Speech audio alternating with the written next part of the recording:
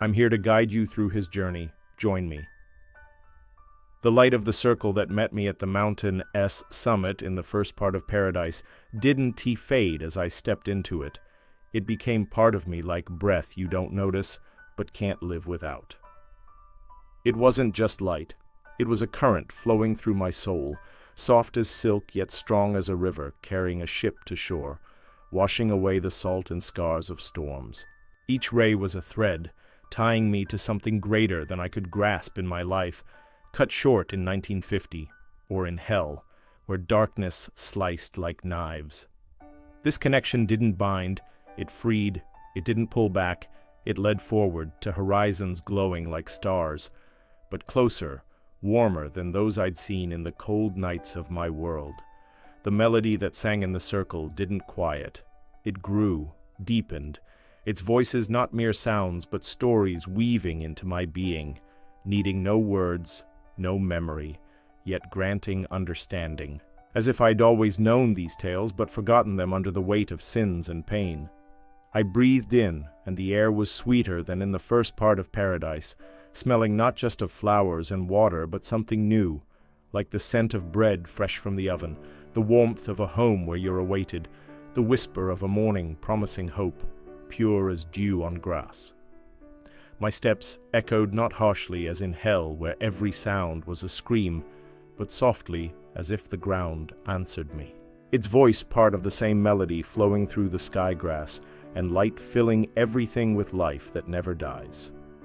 I found myself in a new space of paradise, not a field, not a grove, not a city as I'd seen before, but a valley that breathed like a living being, its edges rising and falling like a chest inhaling light and exhaling warmth. The valley was covered in grass, but not mere grass. Each blade was like a crystal, catching light and splitting it into 1,000 shades, from gold to moonlight, sapphire to crimson, emerald to amethyst, each shade a note in the melody the valley itself sang. The grass didn't stand still. It flowed like a river, not washing away but caressing, its touch like a hand that knows your pain and lifts it, asking no payment, needing no words, setting no conditions. At the valley's center hills rose not of earth as I knew in life where hills were cold and hard. These were woven from light, their slopes gleaming like pearls that never fade, their peaks dissolving into a sky that wasn't just a sky but a fabric woven from stars, clouds, and something I couldn't name, but felt like the warmth in a heart when you love, when you believe, when you're home. The sky sang, its voice a chorus where each note was a drop falling into a pond, creating ripples that merged into harmony, infinite yet not daunting, calling like a voice whispering, "Go further." I stepped forward, and the valley responded. The grass parted, forming a path not solid like the roads I knew in life where stones cut feet and dust choked the throat. This was fluid like light streaming through a window, its surface rippling like water, yet lifting me as if inviting me to fly. The path led to a river not like the one in the first part of paradise with its crystal waters.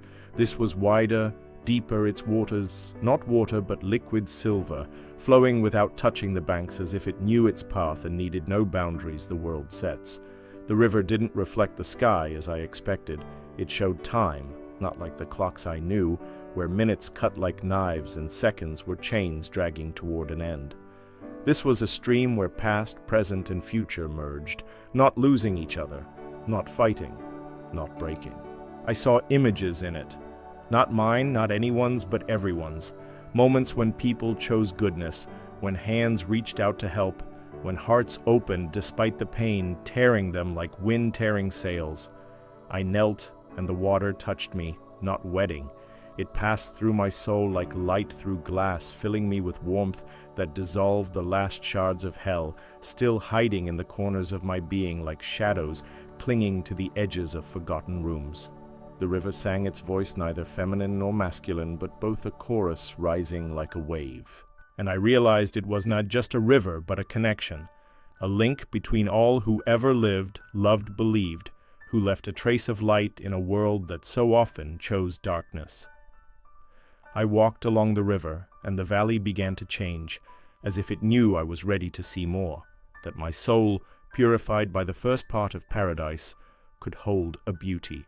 The grass grew taller, its blades like strings that chimed with each step, their sound blending with the sky's melody, creating a song that didn't teach but reminded me of what I always known but forgotten under the weight of sins, the screams of hell, the chill of death.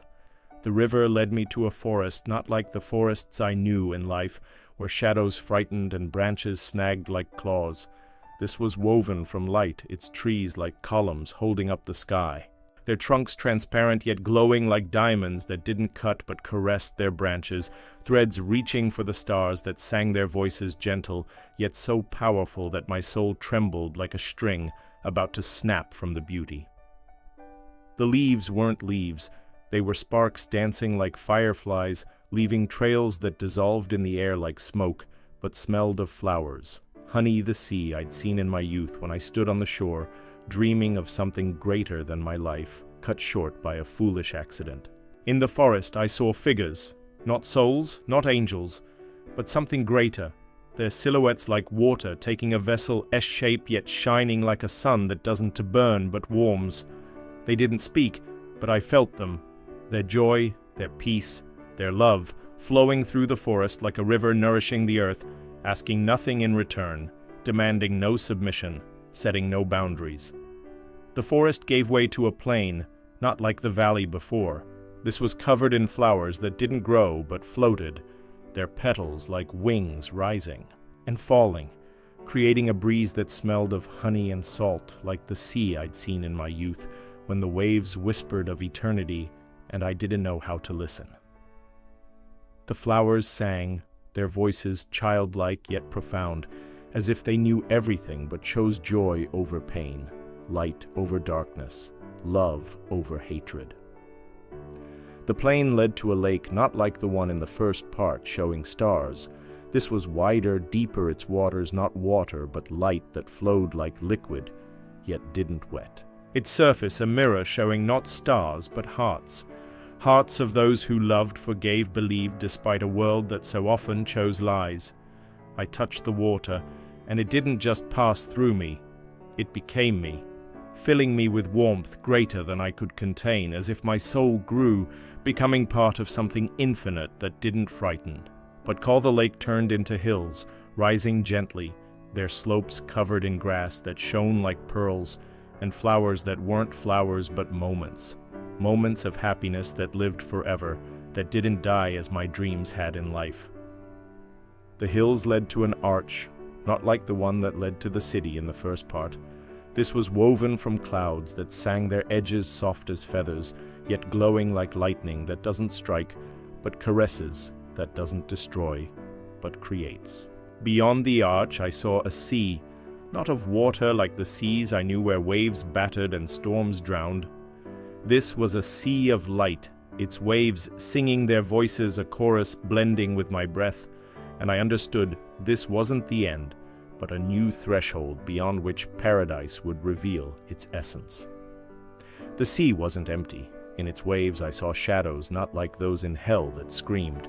These were light, their forms fluid like water, yet solid like crystal dancing, their movements part of the melody flowing through the sea sky and me. I stepped toward the water, and it didn't swallow me. It lifted me as if I became part of its waves, and I saw that the sea wasn't just a sea but memory. Not like the river that showed time. This was a memory of love that didn't die, of forgiveness that knew no bounds, of faith that didn't break. The waves sang, their voices like those of everyone I'd loved, lost.